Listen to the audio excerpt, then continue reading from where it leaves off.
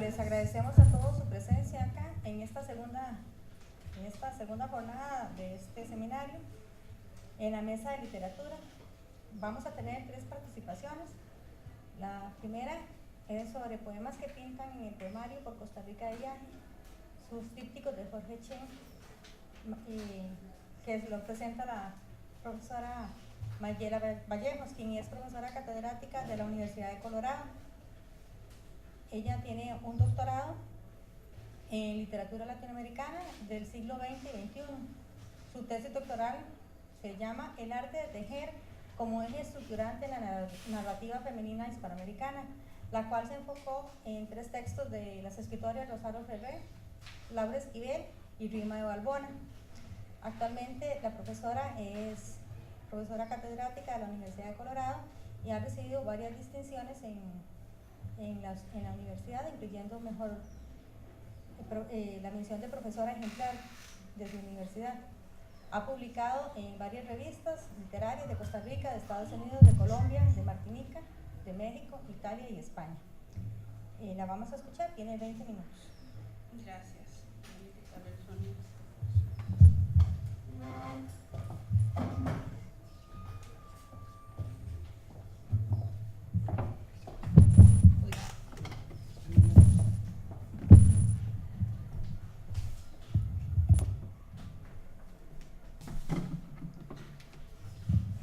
Muy buenas tardes a todos. ¿No se oye? ¿Qué pasó con el micrófono? Pero es que lo tengo aquí como... A ver. ¿No? Sí. ¿Sí se oye? Un poquito mejor. Es que esto se mueve un poco.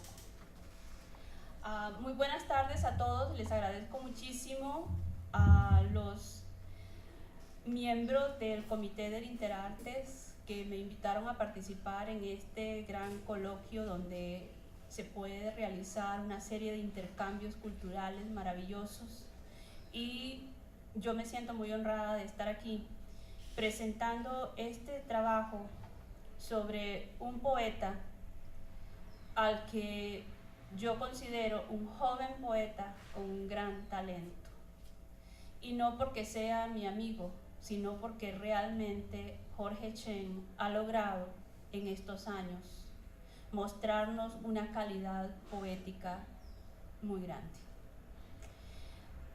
Mi título, como ya se mencionó, se llama Poemas que pintan en el poemario por Costa Rica de viaje, sus trípticos, que ahí lo tenemos, el libro.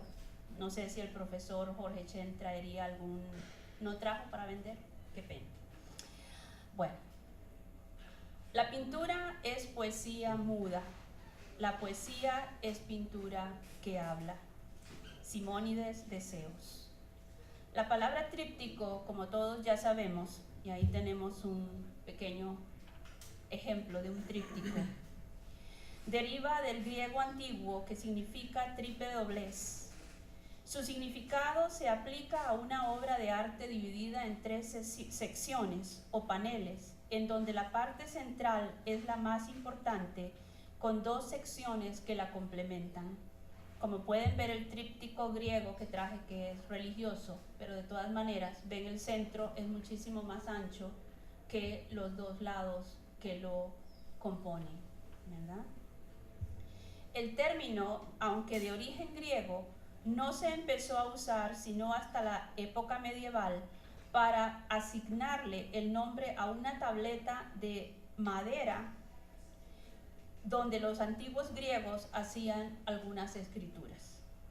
En los siglos XV y XVI fue el formato más común usado por los pintores flamencos, siendo el Jardín de las Delicias de Bosco una de las pinturas más reconocidas que se encuentran en la actualidad en el Museo del Prado. Este no es el Jardín de Bosco, pero es un tríptico. En el tríptico que yo les di, ahí pueden encontrar la pintura cuando abren eso. Por esta razón, cuando nos referimos a la palabra tríptico, inmediatamente acude a nuestra mente una pintura o una fotografía aún más en la actualidad, un panfleto comercial o publicitario. El poeta costarricense Jorge Cheng Shan, en su tercer poemario Por Costa Rica de viaje, sus trípticos del 2015, se vale de esta técnica para presentar su colección de poemas, como lo apunta Ramón Pérez Parejo en el prólogo de este poemario, y cito: el autor eligió la forma pictórica de tríptico, es decir, la obra de arte en 3 secciones. Hay que decir que todas las partes del libro, todos sus paneles, en términos pictóricos, tienen aproximadamente la misma dimensión y todos ellos se conectan con una indivisible pero férreas bisagras estilísticas. Lo que es más sorprendente es el conjunto que tiene una indudable unidad de estilo al tiempo que se transmite una secuencia diacrónica.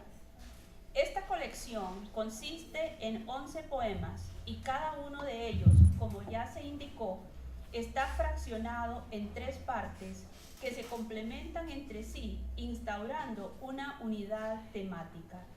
El primer poema funciona como una especie de introducción que plantea los elementos anticipatorios a los elementos que se van a desarrollar en el segundo poema. La segunda parte es el corazón del poema. En él se inscriben los aspectos más sobresalientes de la aventura que se está transmitiendo al lector. Se culmina con la tercera parte, que recoge a modo de conclusión las últimas reacciones de la voz poética a lo acontecido. El elemento pictórico, como ya se señaló, está latente en cada uno de ellos, creando en el lector una pintura imaginaria de todos los sitios que el poeta ha visitado y que quiere compartir con su público. En este poemario, la voz poética funciona como un espectador que contempla su entorno, rememora los sitios visitados para revelar con palabras sus pensamientos y su emoción de lo experimentado. Precisamente, el poeta pasa de una actitud contemplativa a la acción, al reconstruir por medio de sus versos la experiencia vivida.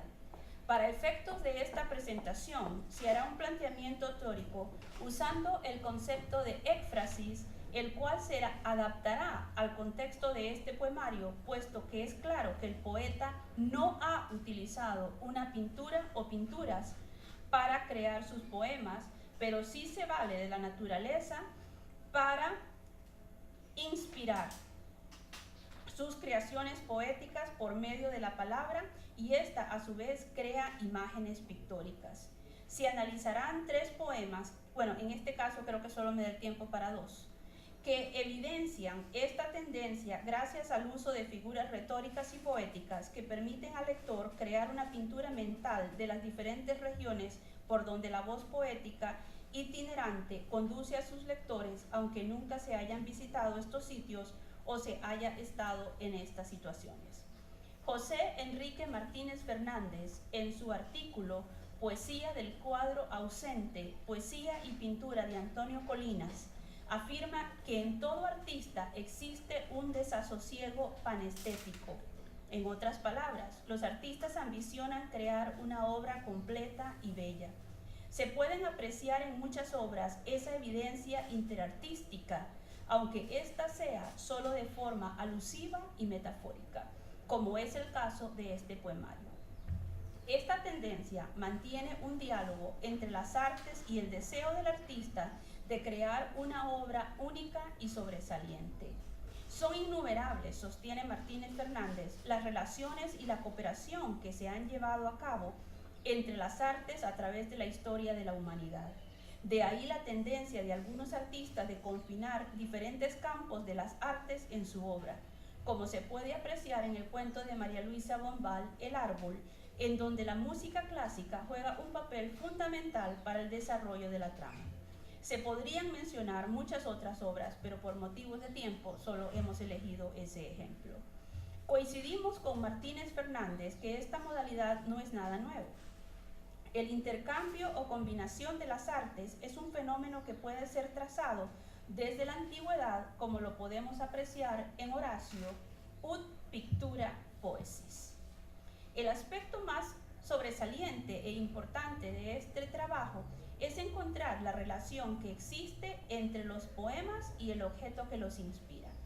Como ya mencionamos anteriormente, el poeta no se vale de pinturas para crear estas imágenes tan nítidas del entorno, pero sí se inspira en la naturaleza que transforma su pluma en un diestro pincel con el que se pintan estos poemas llenos de luz y armonía. Este aspecto nos encamina a examinar el concepto de éfrasis, figura retórica que se define como descripción que evidencia o pone ante los ojos del receptor el objeto descrito. Su función es, pues, despertar en el receptor la imagen del objeto ausente. El cuadro ausente en este poemario es la naturaleza, y es gracias a ella que se logra crear imágenes tan vívidas y reales de los lugares visitados por la voz poética. Ahora bien, si la éfrasis en un sentido se refiere a la representación verbal de un objeto artístico, es una forma de cuestionar cómo esa nueva forma de arte habla de la vida. En los poemas de Jorge Cheng Chang, estos poemas son una nueva forma de arte tomada de las pinturas vivientes que son las personas y los lugares que lo permearon de esa sensibilidad poética para dar vida a esas experiencias en sus versos. Al contrario de la éfrasis tradicional, el poeta no crea versos de las pinturas, sino que crea pinturas con sus versos. Abrimos el análisis con el poema Café recién chorreado en Cervantes.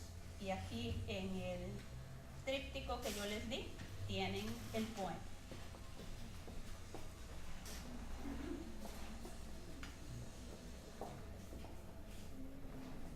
Como en la mayoría de los poemas de esta colección, el uso de la sinestesia está presente desde el título del poema, creando en el lector esa experiencia olfativa que nos causa el aroma del café recién chorreado. Es importante destacar que no es un café cualquiera del que se está hablando. La voz poética nos enfatiza que es un café hecho a la manera tradicional costarricense. Además, es un café acabadito de chorrear. La primera estrofa del primer poema nos pinta una atmósfera brumosa y fría que se encrudece con la lluvia tupida típica de la zona en donde se encuentra. El hablante lírico va creando por medio de las imágenes el escenario propicio para deleitarse con esa exquisita y ansiada taza de café. Cito: el invierno con su fría bruma atempera al que pide posada, cuando la luna aún no llega y la lluvia recrudece, las piedras y el barro circundan, el silencio hace amistad con el viento, este último se cuela parsimonioso para que reciba a los sedientos de una tarde que no quiere aún dormirse. La primera parte del poema crea el ambiente oportuno para la segunda parte. Se puede ver que el hablante lírico insinúa la necesidad de alguna bebida caliente que reviva los huesos y el alma. De repente lanza una súplica para que florezcan los alimentos deseados. Escuchen, los huesos quieren el abrazo hogareño, quieren el calor humano de las sombras del alma, que se haga el deseo maravilloso de la lumbre y de los alimentos celestiales. Con esta invocación se adentra a la segunda parte, que es el corazón del poema. Es la gran metáfora alrededor de la cual se ha tejido toda esta exhortación a degustar una deliciosa taza de café. La voz poética abre la segunda parte con los siguientes versos: café con tortilla de queso. Empieza a gritar el estómago vacío al misericordioso salonero que nos recibe. En estas estrofas observamos el uso de la personificación para plantearnos una sensación que todos hemos experimentado en algún momento. Esto nos acerca al hablante poético, provocando en nosotros también ese deseo de saborear una rica tortilla con queso, acompañada con el añorado café. A la vez utiliza el epíteto para describirnos el compasivo camarero que es una especie de Dios bondadoso que se dedica a saciar el hambre de los que han entrado en su recinto. Fácilmente los lectores podemos armarnos una escena mental de este sitio que como un festín goza de los manjares que acompañan el café. Y cito del poema: huele a café recién chorreado en otras mesas, mientras nosotros inventamos las esperanzas de alquímicos colores, de nieves postres que precipitadas delicias, todos se preparan para suspirar y agradecer. Las purificadas tortillas de queso, el metálico gallo de huevo picado, el tamal de elote inquieto en su crema, son las consortes de la estelar vedette. Sin ella no hay espectáculo que exorcice la escena. Así viene el café, en su chorreador de fiesta. La imaginación se deja cautivar por el olor, se desplaza hacia el líquido vivificante de infinitas emociones del terruño. El aire lo transporta, el humillo nos invita a esa mística limpieza que terminará envolviéndonos acertadamente. El vínculo de aroma y de sabor sueña en el secreto ahora hecho milagro. Nótese cómo en esta estrofa se recrean imágenes festivas que decoran el ambiente para recibir la estrella de la tarde, el café.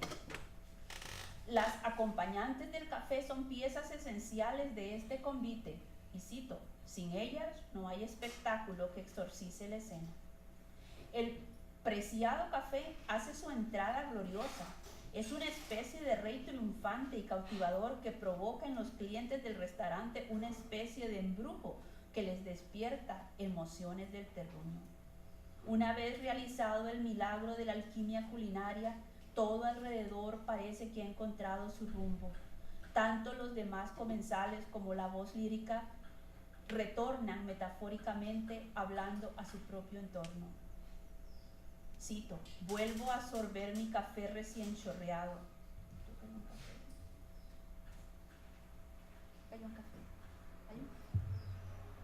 Sí. Vuelvo a sorber mi café recién chorreado. En la mesa de la par las palabras sobran. Tienen picadillo de arracache como espléndido intruso de un convite apenas incisivo. Del otro lado del salón incitan con murmullos en el capítulo final del corazón, ahora con regocijo. Piden la cuenta sin reclamar aún la partida, porque inquietan al mesero con la receta del tamal asado. La escena empieza a cerrarse. Algunos de los huéspedes empiezan a pedir sus cuentas y a prepararse para la partida. En ese instante la voz poética retorna a su café y se percata del momento mágico que ha compartido alrededor de la taza de café. Al darse cuenta de que su casa yace casi vacía, llama al mesero: salonero, más café, por favor, como tratando de perpetuar el instante vivido a través de la taza de café recién chorreado. Algarabía en el mercado de Alajuela. Ustedes también tienen el poema.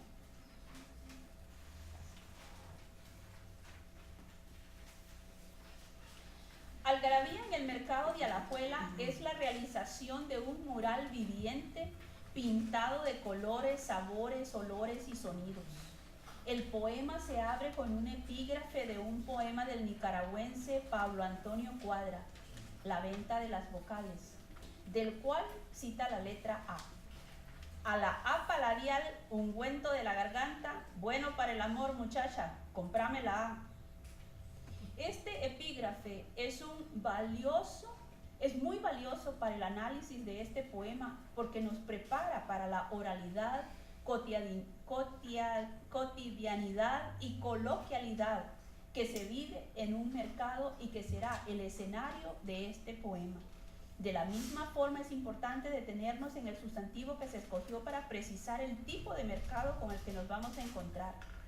Recordemos que la palabra algarabía es de origen árabe y en la España árabe se empleó para definir los sonidos incomprensibles que producían los árabes en los mercados. Según el diccionario de la REA, se llama algarabía,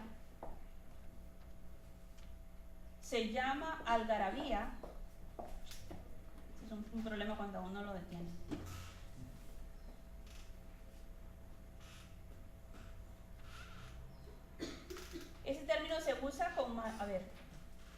Según el diccionario de la REA, se llama algarabía al bullicio y al griterío que se produce cuando algunos individuos hablan simultáneamente. Este término se usa con mayor frecuencia en las fiestas, reuniones informales y los mercados.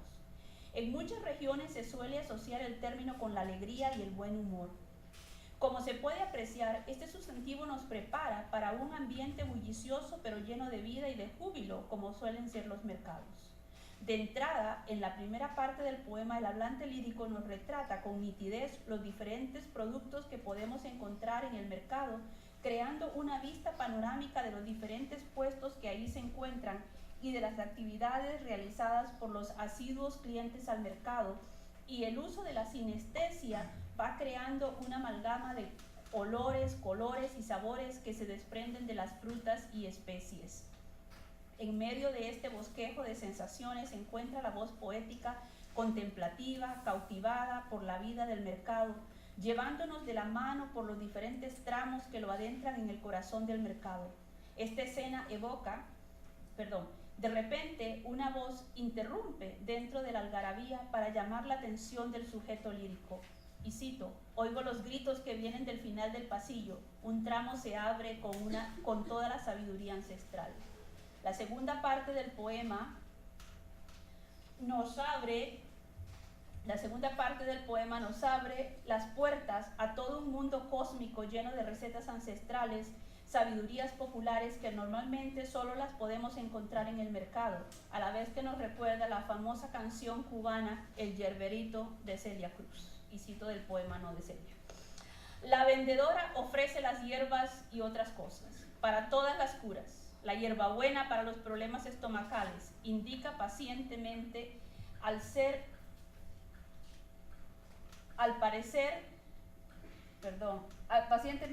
que parece ser un turista observador. La cola de caballo es lo mejor contra las infecciones de riñones. Rezonga todavía en mi cabeza inquieta.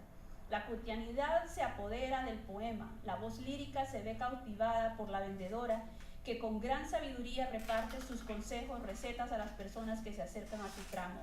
Se adentra y nos adentra a ese mundo lleno de conocimientos patrimoniales que se pueden perder con tanta modernidad. Pero el hablante lírico ansía compartir este conocimiento y mantenerlo en su memoria. Y no voy a citar de los poemas para ver si puedo terminar. Súbitamente el hablante poético se encuentra ante una disyuntiva, y con esa frase coloquial, no de tin marín de do pingüe, no, nos cambia de escenario y nos introduce a la arena de la comida en el mercado. Los ojos se llenan de los diferentes platillos que nos presenta. Es una combinación de olores, sabores que invitan a degustar de los manjares que ofrecen los diferentes tramos del mercado. La voz lírica nos dice que cuando se trata de comida, no podemos dejarlo al azar. Por esta razón decide degustar de un buen almuerzo